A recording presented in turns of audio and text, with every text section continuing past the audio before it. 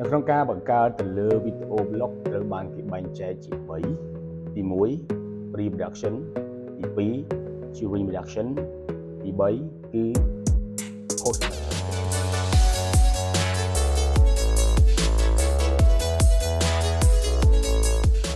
សូមចុច subscribe ដើម្បីទទួលបានវីដេអូថ្មីៗ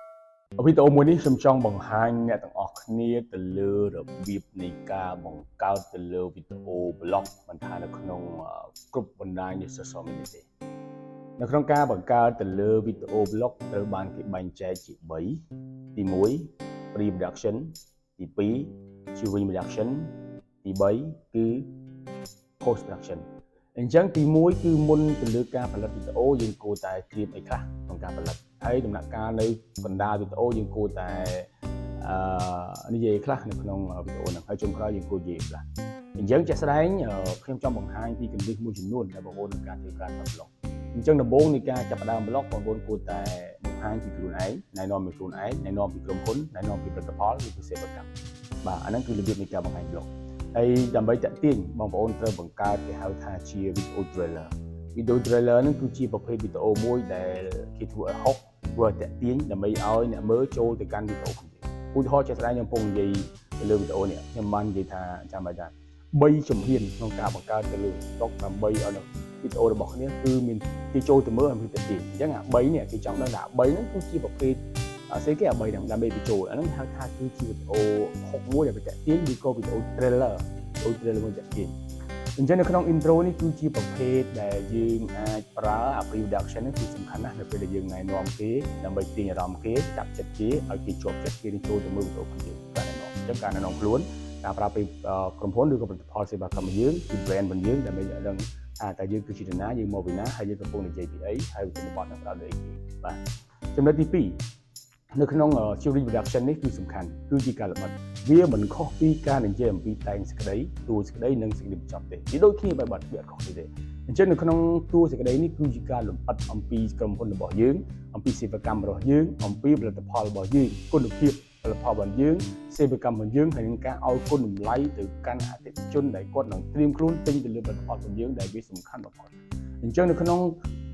during production ឬក៏តួសេចក្តីនៃវីដេអូនេះគឺសំខាន់ណាស់ដែលអ្នកគ្នាមិនអាចអត់បានទេគឺត្រូវតែលម្អិតអំពីអ្វីដែលយើងចង់បង្ហាញទៅគាត់អាហ្នឹងហើយគឺជាប្រភេទនៃការធ្វើទៅលើ blog កណ្ដាលឧទាហរណ៍ថាខ្ញុំដើរលេងនៅតំបន់មួយគឺថាឥឡូវខ្ញុំទៅលេងក្នុងតំបន់អញ្ចឹងអ្នកខ្លះគាត់ចង់ដឹងថាភ្នំតំបន់ខិតនៅភូមិណាឃុំណាហើយខេត្តណាហើយនៅក្នុងតំបន់ភូមិតំបន់មានអ្នកខ្លះអញ្ចឹងនៅពេលដែលយើងធ្វើ intro នៅខាងមុខដែលយើងត្រូវតែនិយាយប្រាប់គាត់ថាភ្នំតំបន់គឺជាទីកន្លែងមួយដែលក្មេងៗចូលចិត្តបំផុតដែលវាសម្បូរដោយសត្វព្រៃដែលគេបានថែរក្សាទុកនៅក្នុងនោះផងដែរអញ្ចឹងនេះគឺជាប្រភេទមួយដែលយើងអាចនិយាយបានថាវាជា intro មួយដែលមកទាញអារម្មណ៍អ្នកដែលចូលទៅមើលនៅក្នុងនោះបានអញ្ចឹងនៅពេលដែលយើងនិយាយនៅក្នុង during production ឬក៏នៅក្នុងទូស្ដីយើងអាចនិយាយបានថានៅក្នុងមុំតម្លៃនេះគឺពីច្រើនមានការអនុវត្តតែចឹងមកអាហ្នឹងហើយគឺជាគេហៅថានៅក្នុងកំឡុងពេលនៃការធ្វើទៅលើ video production ដល់ហើយនៅក្នុង post production ដែលជាគេហៅថាជាសេចក្តីបញ្ចប់ឬក៏ជាតួសេចក្តីបញ្ចប់របស់វីដេអូរបស់យើងហ្នឹងយើងត្រូវតែនិយាយអំពីទី1អ្នកត្រូវតែរំលឹកឡើងវិញទាក់ទងនឹង blog របស់យើងក្រុមហ៊ុនរបស់យើងសេវាកម្មរបស់យើងហើយបន្ទាប់មកយើងចាប់ផ្ដើមលក់របៀបលក់នៃការធ្វើ promotion តើ promotion ហ្នឹងមានអីខ្លះហើយវីដេអូក្រោយខ្ញុំនឹងចេញអំពីរបៀបនៃការធ្វើ promotion ទៅលើ